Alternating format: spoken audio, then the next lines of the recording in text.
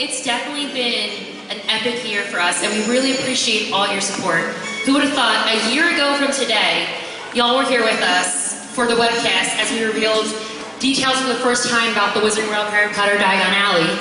You were here with us for the first celebration of Harry Potter. Then your support was really appreciated as we had you here back for the Wizarding World of Harry Potter Diagon Alley media preview, the grand opening, and now we're here back a year later for the second annual Harry Potter celebration. So without further ado, I wanted to introduce some special guests that we will have joining us. First, we have James Phelps. James, please come on out, who played Fred Weasley.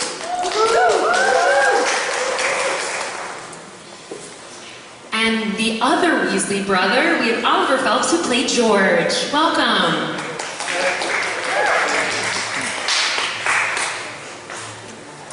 And we also want to put our hands together for Evanna Lynch, who played Luna Lovegood. Luna, welcome.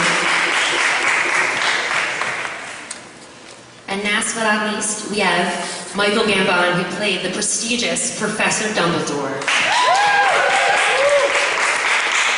Welcome, Michael. Hello. Here you go, sir. All right.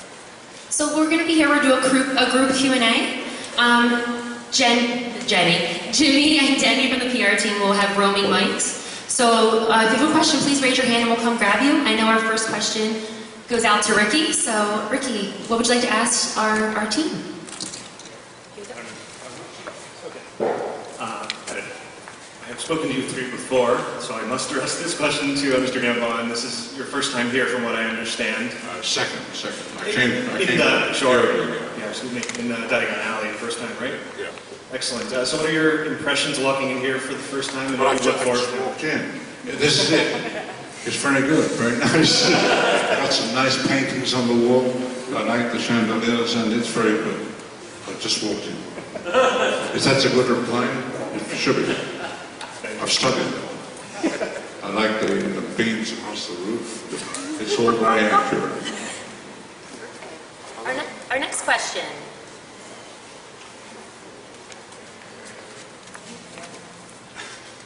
So I'm curious, now that the films and the movies are so far removed from production, publication, how do you feel about gaining a new legion of fans who discover the magical world of Harry Potter through our theme parks here in Orlando?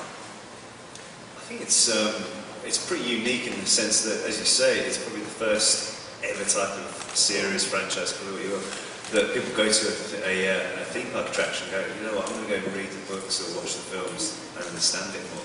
Which is great, because even like today, like you see, I never thought I'd see a guy who was obviously out with his grandkids, and the dad and the kids were saying, oh come on, we need to go to Hogwarts, and the granddad was playing along, and yes, okay, Hogwarts, of course, yes. I didn't quite understand what was going on, but you could see him like really taking everything in, because the detail is all here.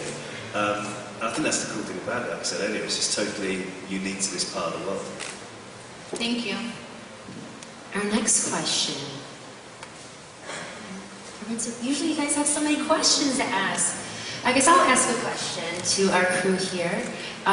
What was it like to see, you guys were there on the film set, to see it brought to life here at Universal Studios Florida? It's really, every answer's going to be, it's really good. But it is because, obviously, all the sets are hollow because they're not meant to last, but obviously here is. So you go to the walls and you knock on them and they're solid, which is what you normally see with a load of us who are in the cast doing. It looks really bizarre, but like especially Diagon Alley, obviously the set was, you could walk around the back of it, whereas here it's all real, all the shops are real. So it's quite, it kind of fulfills the imagination when you're filming too, and then when you're actually here it's real life, so it's kind of, we've got to have the best of both of it. Well, I have to remind you that Dumbledore never went in Diagon Alley. So that's why I thought I was talking stupid. No, everything is great. We're so glad to have you guys here. What we'll do is we'll probably have you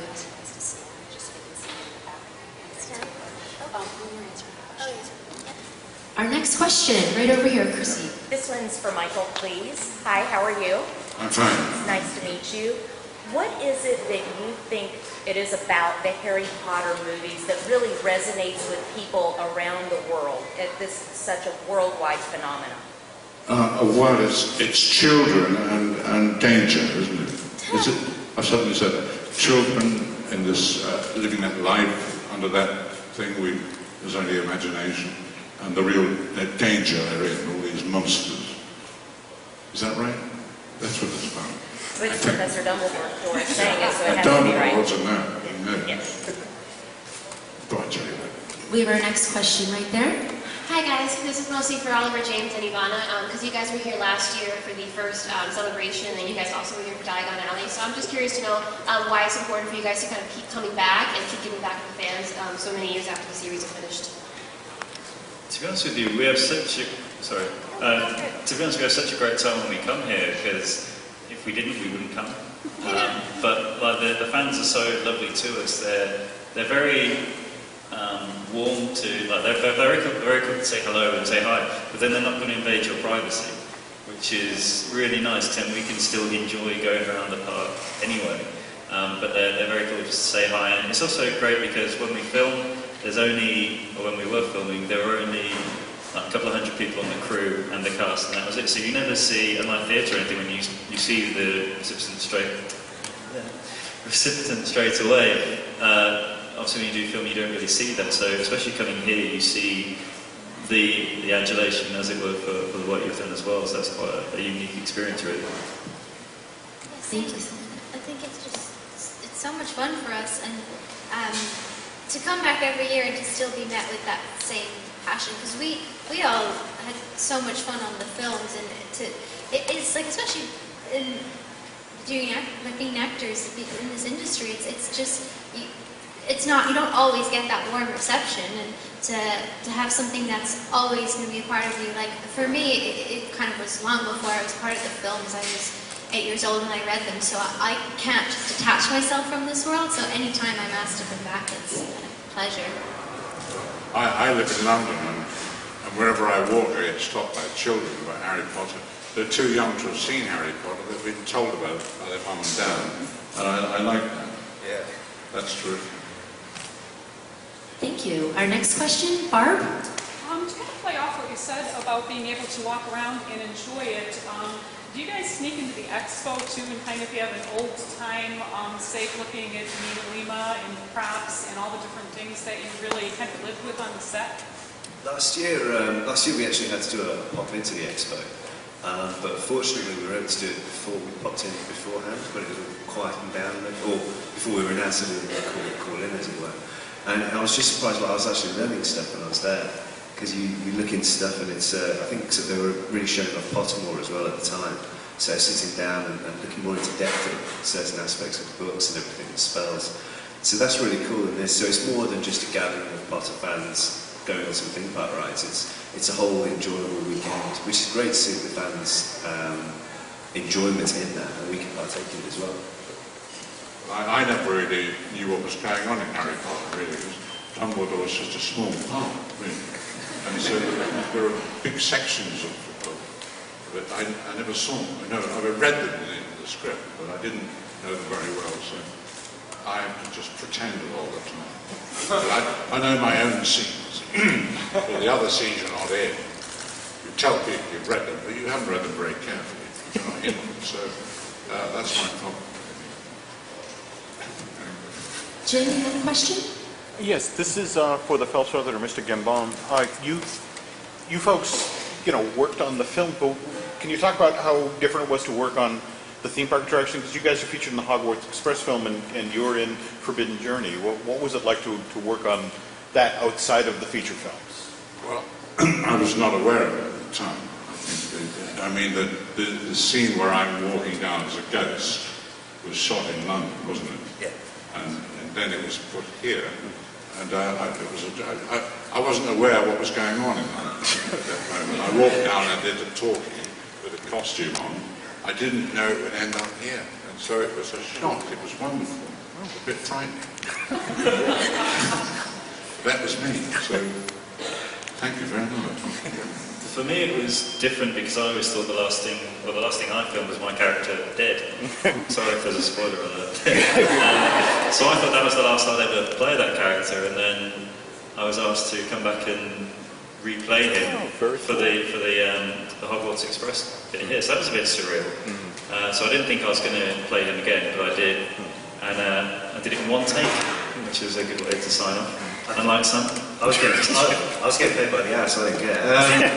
No, it was very much the one thing I learned different from doing filming for a theme park is to filming for like a film is that they were very into the second conscious that you had to get it bang on, because obviously it would fit in with the ride. Because otherwise, if you just like did it, okay, I'm going to throw a firework in a minute, or, you can't do that. It's got to be okay, 1, 2, 3, 4. Now throw it and then pivot around, which I didn't understand why that was so important until I saw it. I thought, yeah, okay, cause obviously you're moving the whole time on the train. But it's great to be able to see it, because when you film it you don't realise it's all green screen. So to see it on the train there was brilliant. There's so much here that I didn't know about, that it's wonderful to come here and see. Thanks, guys. Our next question, Kat from MuggleNet. This question comes from one of our followers on Twitter. 2015 is just beginning. What are you guys looking forward to most about the year? Careers in front of you? I'm a big cricket fan, so there's an Ashes series going on later this year. Just in general, really. Just enjoy travelling, getting around, working, obviously. Yeah, just enjoy the life. I don't really have a set plan for the year, so I'm just going to get on for the year, really.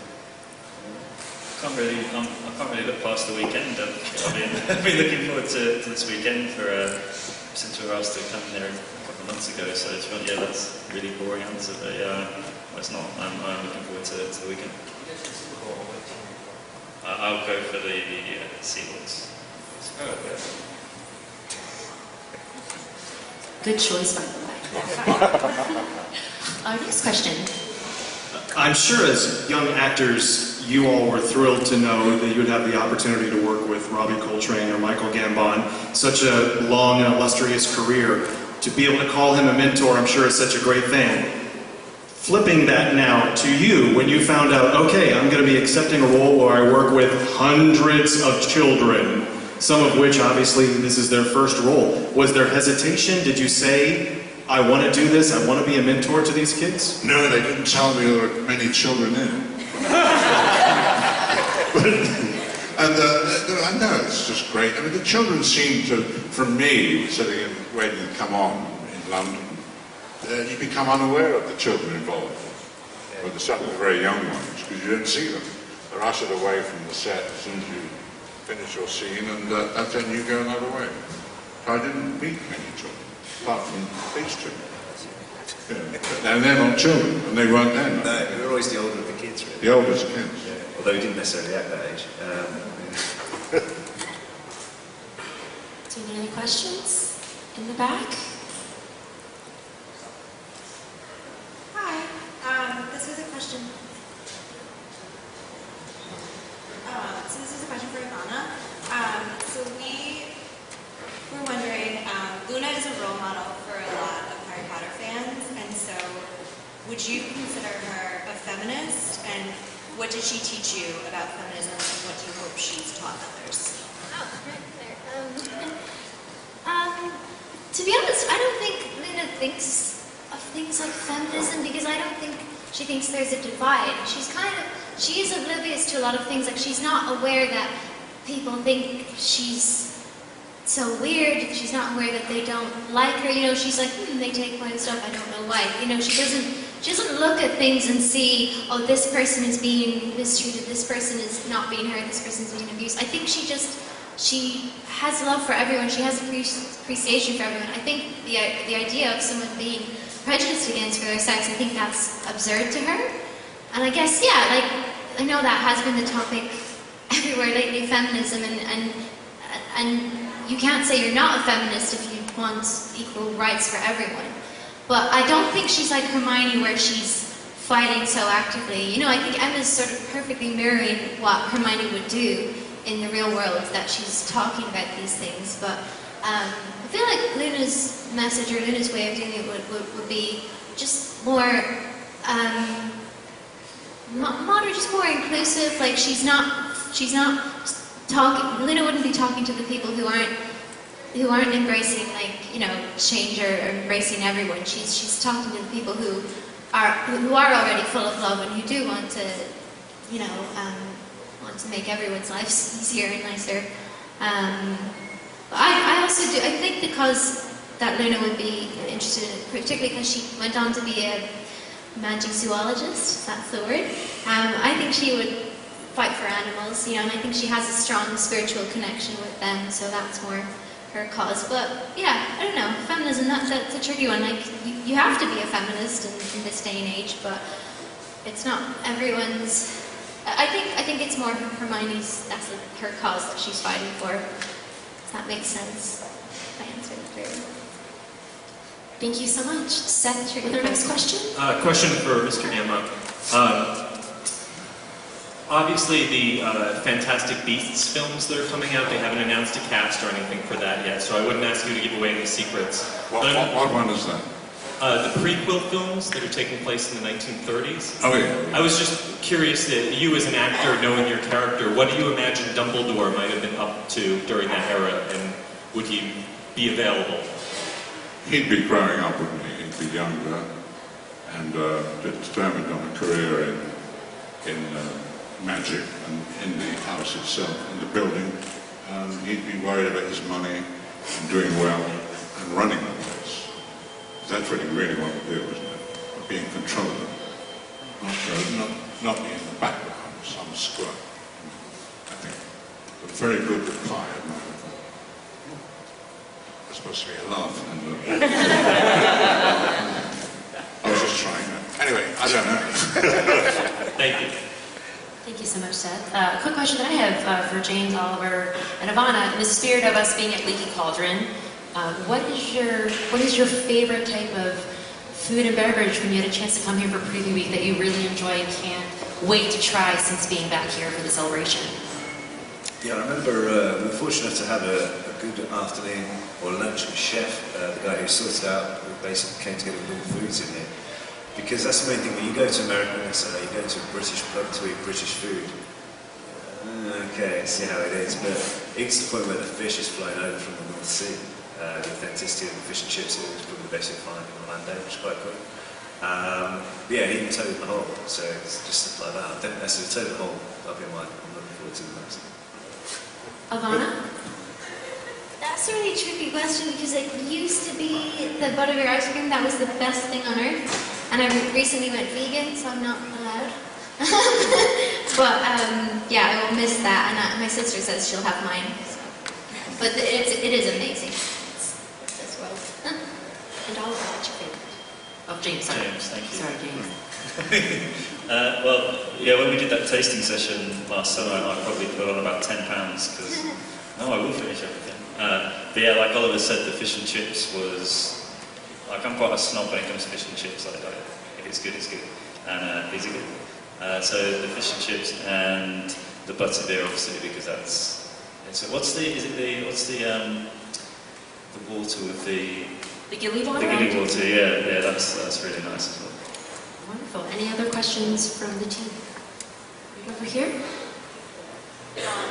What's it like growing up with your fans? You're going to see a ton of 28-year-old, 30-year-old robes waving wands around. What's it like to see a fan base just commit to something that really will bring us all back to our childhood?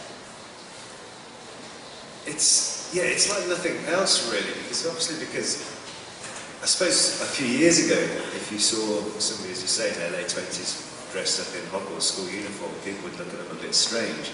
But now most of the people at the park who come to the park, they're not necessarily coming with mum and dad, they're coming with their pals, or they're on spring break, they're on whatever, on vacation with their friends, they're coming, oh cool, let's get out robes and really get into the occasion, which is really cool. That's cool for us, like growing up with it.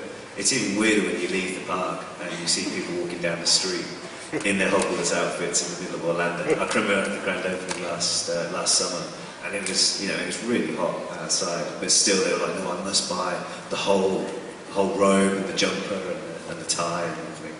And that's really cool to see. As I said, I think that's the thing what makes it more inclusive, that the fan base has grown with the series as well. Thank you so much. Question for Michael. Yeah. You're involved with the next adaptation, I think everyone works, Casual Vacancy. Yeah. It's being turned into TV. Can you tell us anything about that adaptation? That's the same writer. I can't tell you. I'm told not to speak about it. So I can't say, but she did. She wrote me a letter when it was finished, congratulating me on my performance. So there you go. You've got to thank her for that. We just have time for a couple more questions. Over there. So we talked to some people in the expo. They said that these books got them like through their chemotherapy. They said that these books like brought the families back together. How does it kind of feel to be part of a series that has such a big impact like that? I guess it's Surreal is the only word I can use to describe it, because obviously the books, we read them like everybody else. I remember reading the 7th book. I was in Japan just on holiday, and the book came out for some reason it was in English, but it wasn't out in Japanese, which is a good job, so I don't read Japanese. So I was in Japan reading the 7th book, and so I was reading it just like everybody else. But like you said, and but I'm not reading them thinking of the faces of the characters as like the actors who play them, because I know the actors as the actors, the real people, not the characters, if that makes sense. But the way that it's all around the world, like you say, we've had people when they've been going through illness or something, or even families being brought together, or even people have learned English because they wanted to be able to read the first print of the new book in English. So it kind of like makes people learn new languages and everything. But I think it's a once in a lifetime thing where something so big comes along which can unite not only individuals, but I think whole countries really. It goes everywhere. I mean, we were in Australia, and James and I went out one night in Sydney. We ended up in like a rock club, and this guy came over to us, like a big, broad guy, and he was chatting away, and he said, "Oh, look," and rolled up his sleeve, and he had like a load of tattoos. And he said, "This is my first ever tattoo," and he got the Dark Mark tattoo down there. And I was like, "Oh right, cool. So you're a Potter fan?" He said, "Yeah, no, yeah." So just stuff like that, you see what it means to people that they'll go to that length to get it, permanently etched on their body, and I just, it brings it all home to you really. That it's important parts of a lot of people. Our next question actually will go right here, and then we'll go right over to you at the other end. Hi, I'm Claudia, travel blogger from Brazil. You have a huge fan base in Brazil. Everybody loves Harry Potter. They're going crazy because I'm posting lots of pictures. My question is, what is the place that the books of the series took you guys? Like, what is the place in the world that you were not expecting that you would travel to, but you did and you loved it? I'm not just saying it because you're there, but I actually went to Sao Paulo last year with promoting this place, talking about it, which I never really assumed that I'd go to. Obviously the World Cup was there, but I didn't think that I'd go there with the films. And it got a bit out of hand. There was about 100 people camping outside the hotel, missing school and everything, which is quite surreal. And yeah, it just like that type of place. It's obviously a different culture, it's everything else, but they really buy into the whole Potter side of it, which is really surreal to me. So for me, not just because you hear it saying it, but yeah, it's Sao Paulo.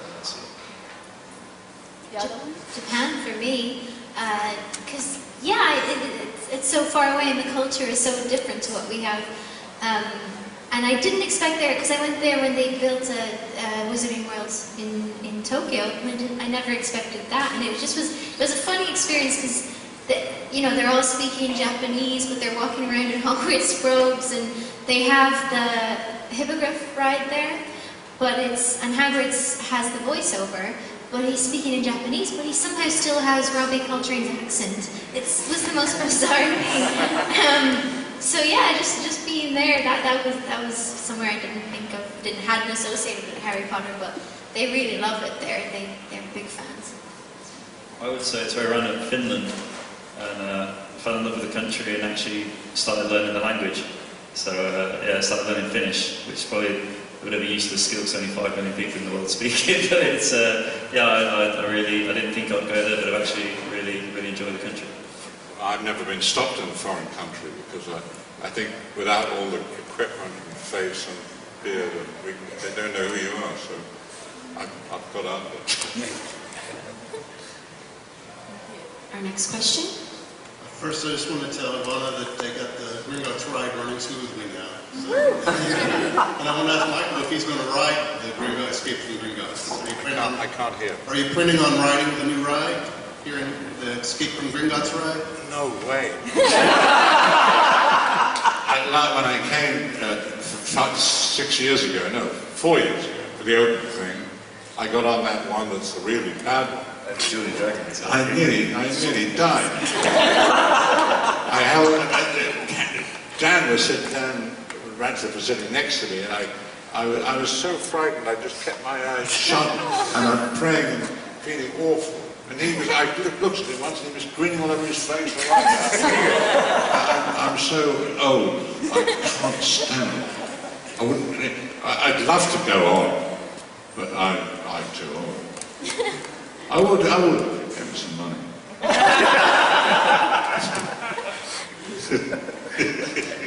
Final question? All right. Anybody have a final question? We have in the back. With the new movies, the talks of the Fantastic Beasts and where to find them, I know you guys grew up working on the original Harry Potter movies, but to see other movies done in that universe, what are your thoughts going to be when you see a whole different cast and a whole different crew working on something in the same universe you kind of built? Jealousy, rage. I'm gonna be so jealous. It took me 5 years to get in these films, and now we're being butted out. I'm quite sad. I have tried to tweet them and say, can't she narrate them or something?